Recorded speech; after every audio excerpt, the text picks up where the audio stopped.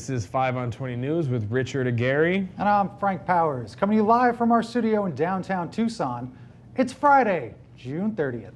Let's talk local headlines. Let's. Representative Raul Grijalva will hold 2 healthcare town halls next week to discuss the Republican effort to repeal the Affordable Health Care Act, better known as Obamacare. The events will be held in Tucson on July 6th from 5:30 to 7 at Pima Community College West Campus at 2202 West Anklam Road. Grijalva will hold another town hall meeting on July 8th in Avondale at Westview High School Performing Arts Center. Each town hall will feature a panel of experts, according to the Congressman's office. Republican Representative Martha McSally will also hold a healthcare town hall in her living room, but so far only her dogs have been invited. A well owned by Johnson Utilities in Pinal County was shown to have elevated nitrate levels above the federal standard this week. People living in Pinal County subdivisions with infants and pregnant women are being urged not to drink the tap water as a result. Johnson Utilities took the well out of service upon learning the news. The company distributed drinking water to the families with infants and pregnant women on Thursday and says the tap water should be safe for the next couple of days. Meanwhile, they're planning to construct a new pipeline to supply the area. Pipelines are popular. I like how you say water. I do say water. You say water. The Arizona Board of Regents voted to uphold the rule that DACA recipients can continue receiving in-state tuition on Thursday. The Board of Regents, who oversees the state's 3 public universities, called the vote because the issue is currently awaiting a court hearing. In the meantime, the board said that DACA-minted students can still receive the lower rate of tuition while they wait for an official ruling. On Tuesday, the Maricopa Community College's district board voted 4-3 to challenge last week's ruling by the Arizona Court of Appeals that removed in-state tuitions for DACA students. However, there was no timeline set for when the world would launch their challenge. If the ruling went unchallenged, then the 2006 voter-approved Proposition 300 would take over, which prohibits public benefits for anyone living in the state illegally. These public benefits include receiving Medicaid, Medicare, food stamps, and a warm handshake or smile from a United States citizen. Now let's do national and international news.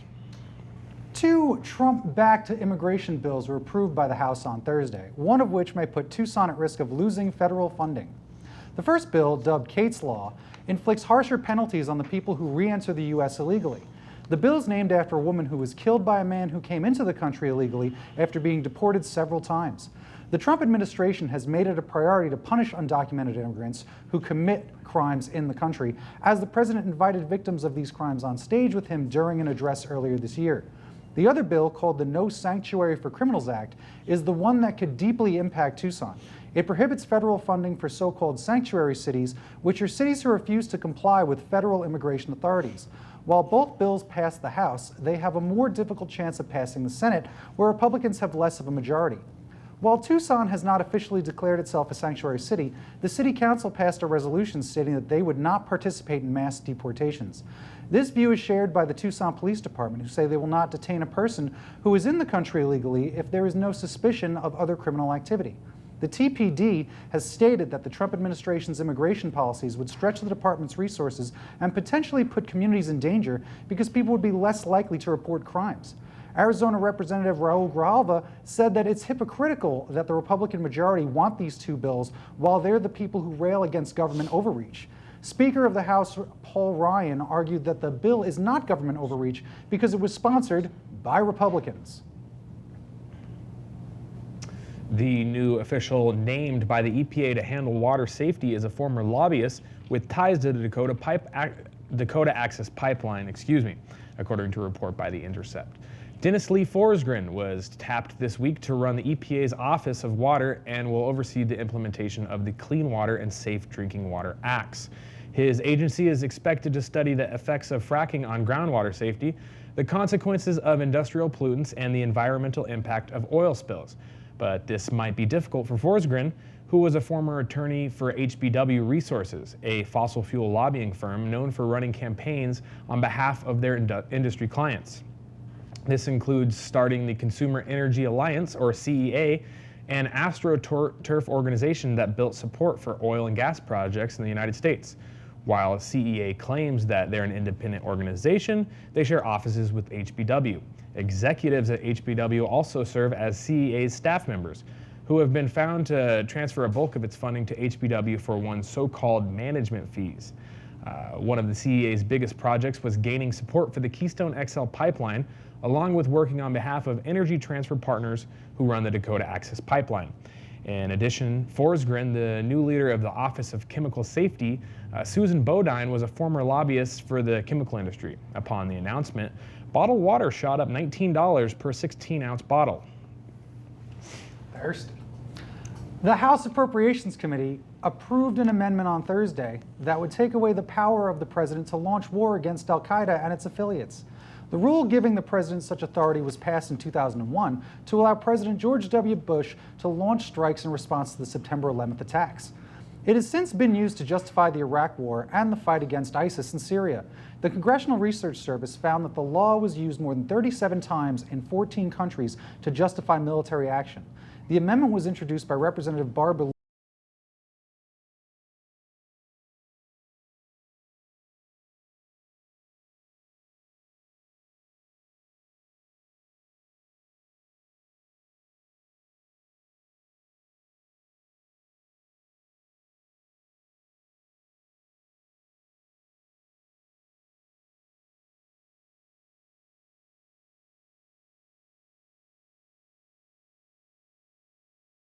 Foreign Affairs Committee has come out as opposed to the measure, with spokesman Corey Fritz calling it, quote, out of order. But apparently starting wars in 7 different countries isn't out of order. The Iraq military is claiming that they've recaptured the city of Mosul's Great Mosque of al-Nuri from ISIS, who bombed the shrine last week. As a result, Iraqis say that the self-proclaimed caliphate of ISIS is over. The event came 3 years after ISIS declared the caliphate and dealt a massive blow to the militant group. Over the past 8 months, the Iraqi military, with the United States assistance, has pushed back militants in Mosul, Iraq's second largest country. The capture of Mosul is still the largest ISIS military victory over the course of their existence. Now that Mosul is back in Iraqi hands, the group may not have many places to go. However, the Battle of Mosul isn't over yet, as ISIS still controls 1% of the city.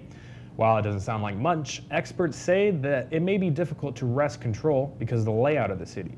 United States military leaders also cautioned that taking their territory away doesn't mean that ISIS will no longer be able to influence attacks in Iraq, Syria, and around the world. For that reason, military leaders say we need to launch airstrikes in Iraq, Syria, and around the world, just in case. A White House commission run by former Kansas Secretary of State Chris Kobach is asking for voter roll data in order to investigate suspicions of voter fraud. The commission sent a letter on Wednesday to all 50 states asking for names, addresses, birth dates, political party affiliation, last 4 digits of the voter's social security number, and which elections the voter has participated in since 2006. Kobach did not say how the commission will use the data, but has advocated comparing voter rolls to other government databases to identify non-citizens and other illegitimate voters. The commission was formed after a series of tweets by Donald Trump alleged that a massive voter fraud had taken place in the election that he won. Trump put Vice President Mike Pence in charge of a bipartisan commission to investigate voter fraud in order to waste everybody's time yet again. Some state leaders have resisted the request, such as California Secretary of State Alex Padilla, who refused to hand over the information because he thinks that this will only legitimize the debunked claims of voter fraud made by the president. Connecticut Secretary of State Denise Merrill said that she would provide the information but complained of the lack of openness about what the panel is looking for. She referenced Kobach's political history as one of the reasons that gave her pause. Kobach has long been a force in the anti-immigration movement, helping to author the infamous SB 1070 law in Arizona that made it legal for law enforcement to ask for citizenship documents during the routine stops. But Kobach says his commission will be transparent with the voter information unless it's the voter fraud turned out to benefit Donald Trump. A study conducted by 3 United States universities and published in the Journal of Science found that climate change could worsen economic inequality by the end of the century. The authors said that by 2100, climate change could create conditions similar to the Great Recession, with the poorest areas of the country losing up to 20% of their income if greenhouse gases are not sharply reduced. They say that states in the South and the lower Midwest will be hit hardest by heat waves, storms, and failing crops. On the other hand, parts of New England and Parts of the Pacific Northwest will fare better with the changes because of their more balmy weather and reduced deaths from the winter cold. Scientists looked at 116 climate projections and ran thousands of simulations of what would happen to the American economy under different scenarios. If little is done to deal with greenhouse gases, like we're doing now, then the temperatures could increase by up to 10 degrees Fahrenheit by the end of the century. They found that Texas, Louisiana, Georgia would be hit hard, but none harder than Florida because of high temperatures and coastal flooding. And if you didn't notice, those are the states most reluctant to tackle climate change. So try to hold off on the I told you so's when Mother Nature unleashes her fury. Well, quickly, I wanted to just take a moment to talk about a comedy event that I'm running tonight. It's at Epic Cafe on the corner of 4th Avenue and University. It's hosted by myself, Rich Gary, and Tucson Weekly's Comedian of the Year nominee, Leland Long. It's a music and comedy open mic, so all musicians and comedians are more than welcome to come out and share stage time and get some practice in. So yeah, 8 o'clock tonight, Epic Cafe. My name is Richie Gary. This was Frank Powers. Leave the house. Go to this man's event. Hang around for Joel's take on the week in mediocrity. Have a safe weekend. Toot toot, Tucson. Yeah. And get 20% off with your JCPenney credit card and coupon on select items. Hurry, JCPenney's 4th of July sale ends soon. That's getting your pennies.